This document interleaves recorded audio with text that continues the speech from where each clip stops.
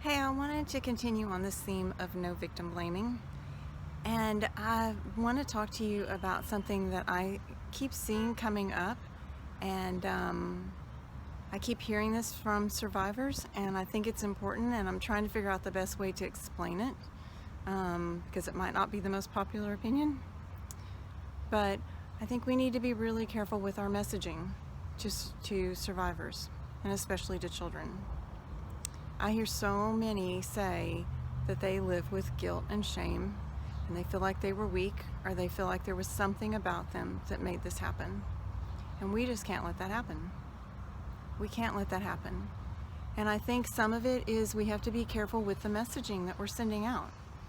You know, we can't tell a child that you did nothing wrong, that you didn't do anything wrong, and then say, here's what you can do to prevent being abused.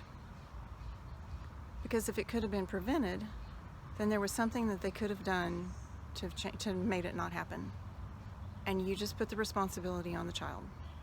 So I know we're doing this. We obviously want to educate and we want to prevent abuse, but we have to be careful doing this that we're not harming children that were abused. Children that are educated get abused all the time. It's not just about education.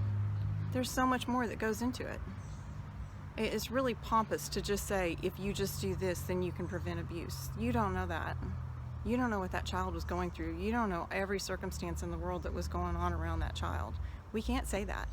We can say, here's education. We want you to be safe. Here's safety education. But we can't say that just this one thing would prevent it from happening.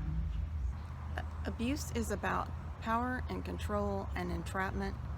It's not just about education. It's not just about knowing what's happening to you is wrong and knowing that you're not to blame for it.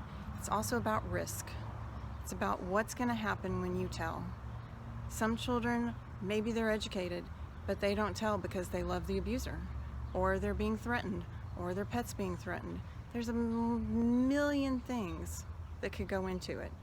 So yeah, we want to educate on safety. We want to say, here's what you need to know. But we want to also be careful and not tell somebody that if they had just known this, they could have prevented the abuse, because that's not true, and it's not fair to the child. It's not fair to the survivor when they're 30 and still feeling like there was something about them that made this happen. We also need to be careful with the messages about vulnerabilities and risk factors. Just because a child's vulnerabilities, you know, we hear about children that are autistic have a higher risk factor, children with disabilities, or we hear that a child who had previous trauma, or we hear that a child who's not very assertive, that those are vulnerabilities and risk factors for being abused. Well, they're not. Those things are not risk factors for being abused. Those things are precious things about the child. They are not risk factors. The only risk factor is if there's a perpetrator in their life. The perpetrator is the risk factor. The fact that a perpetrator would horrifically target a child who's autistic, or horrifically target a child who has had a previous trauma. That's the risk factor. It's on the perpetrator. It's not on the child. The child is perfect the way they are. Something about them didn't cause this to happen. The perpetrator caused it to happen. And we have to be careful with the messaging, that we're not telling a child that there was something about them that made them a risk factor for a perpetrator hurting them.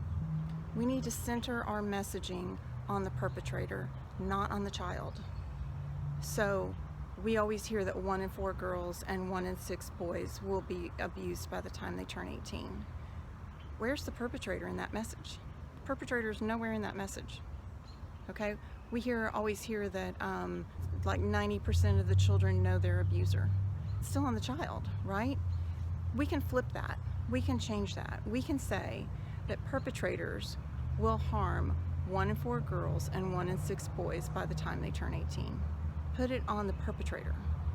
We can say that perpetrators will target children that they know to sexually abuse.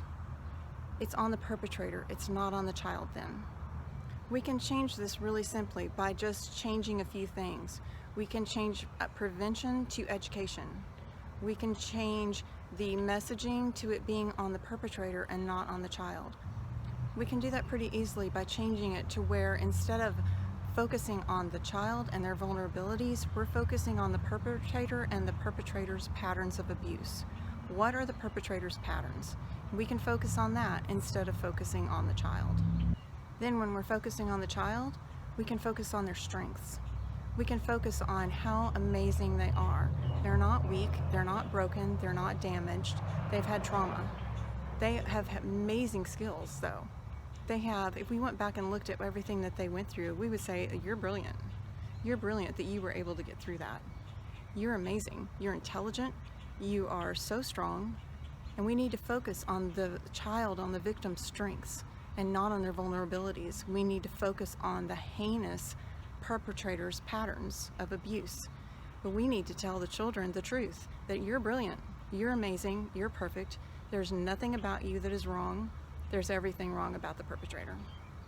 We can't let children think that there is anything about them that is wrong, because there isn't. We can't let children think that they had any part in this abuse, because they didn't. It was all on the perpetrator.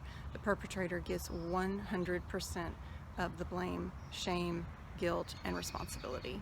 And the child needs to know that. They need to know that they didn't do anything wrong. Children need to know that the only reason that they were hurt is because a perpetrator made the choice to hurt them. They need to know that whatever they did to survive, that they amazingly survived.